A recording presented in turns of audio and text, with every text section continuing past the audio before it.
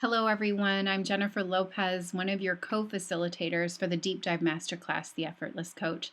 So glad to be joining you for this masterclass. And today I want to share a little bit more about why we're talking about coaching, different coaching roles and models, our approach to coaching, and reframing our goal around coaching conversations. First, let's talk a little bit more about why you are a coach. We may have some preconceived ideas around coaching, what it really looks like or what it is. Maybe it's an athletic coach or a life coach. Maybe it's a personal trainer or a health coach. Maybe it's a professional development coach. What we really want to focus on today, though, is that coaching is all about relationships. Life and work exists in relationships, and it's about unlocking the fullness of these relationships. It's accepting that relationships are always present, and it's building that relational awareness. There are different coaching roles and configurations that you may experience in your world. Maybe you see a master teacher or a coach, or you are one. Maybe a coach supervisor, a program director, or an administrator. You may be in a community-based organization, an early education center, an early Head Start or a Head Start program, a preschool, kindergarten, or early elementary classroom. You may be a home visitor or an itinerant teacher. Whatever your role is, no matter your role, seeing ourselves as a coach and moving us into the place where we realize that coaching is all about guiding others to achieve their heart's desires. It helps us to see that it's everywhere you look. It's all about people helping other people to learn and to change. Think about it for a minute. When you reflect on those that most positively influenced you and helped you in your life, you may first often think of parents, athletic coaches, and teachers.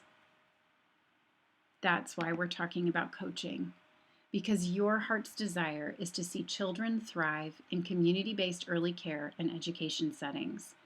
You support teachers with the goal of enhancing the well-being and learning of young children.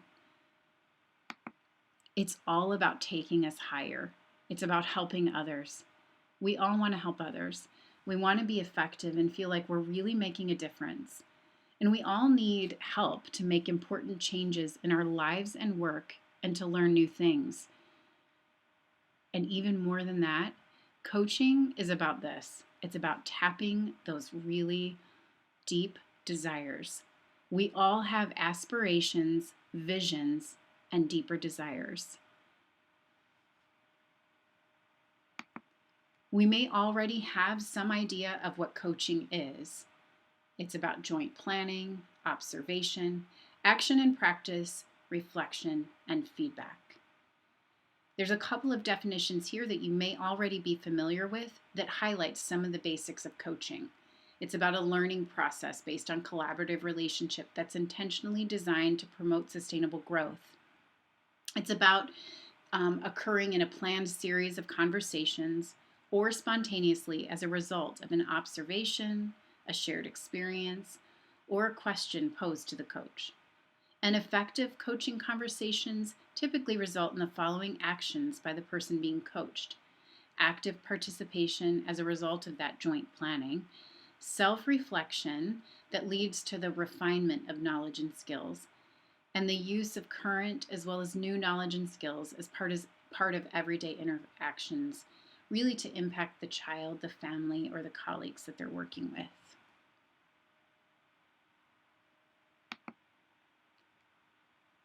To take us a little bit higher and to really see the value of coaching, though, we have to see it this way. While it is about those collaborative interactions and about self-reflection and really changing and growing, really what's important about coaching and really seeing the value of coaching is that it's empowering. It's healthy for your mind, body, and soul. It creates an atmosphere of safety.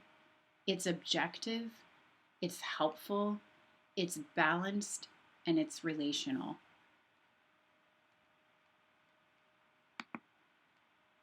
As people on teams and in our work environments, we often come together in all different sorts of ways. We may have one-on-one interactions.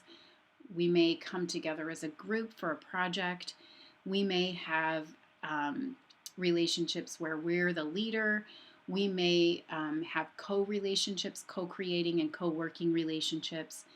Whatever the case is, I love this quote from Diana Whitney that says, "Sometimes people come together as leaders and followers. Sometimes they do this as equals, each bringing strengths, resources, and capacities. Other times they come together as diverse stakeholders, collaborating to co-create or co-author something." Because co-creation and collaborating and co-authoring requires a lot of presence and relational awareness, this is why coaching is so valuable and important. And this is why we feature our approach to coaching, grounded in coaching with compassion and appreciative inquiry.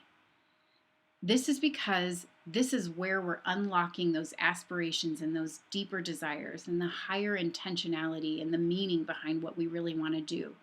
Coaching with compassion, it's inspirational. It's uncovering a person's hopes and dreams and unlocking positive emotion.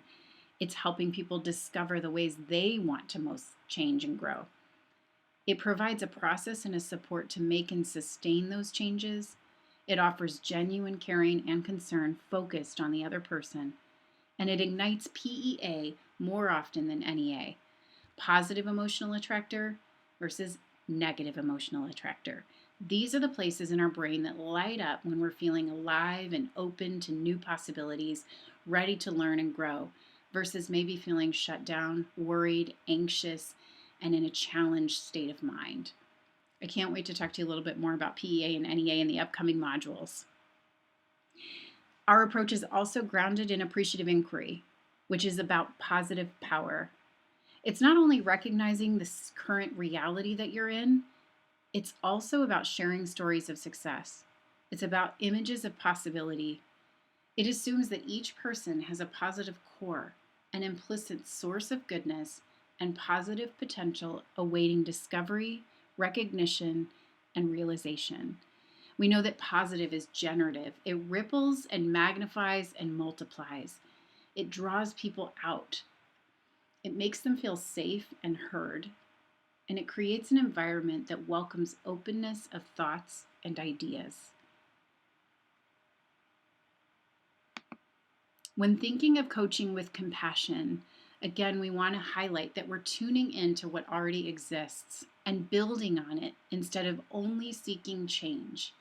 We're establishing that relational presence and awareness, really being in tune and in touch with that other person, their needs, their wants, their desires, their wishes. We're tapping into that positive core of any person or group.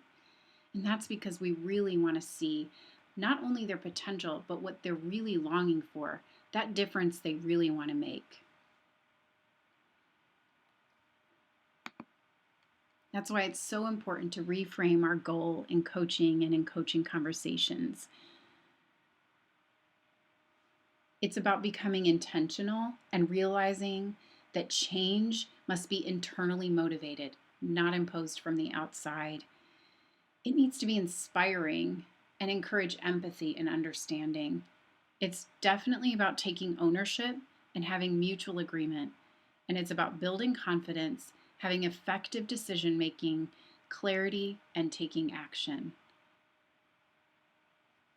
Great coaches and the best teachers, managers, colleagues, and friends engage us in conversations that inspire us.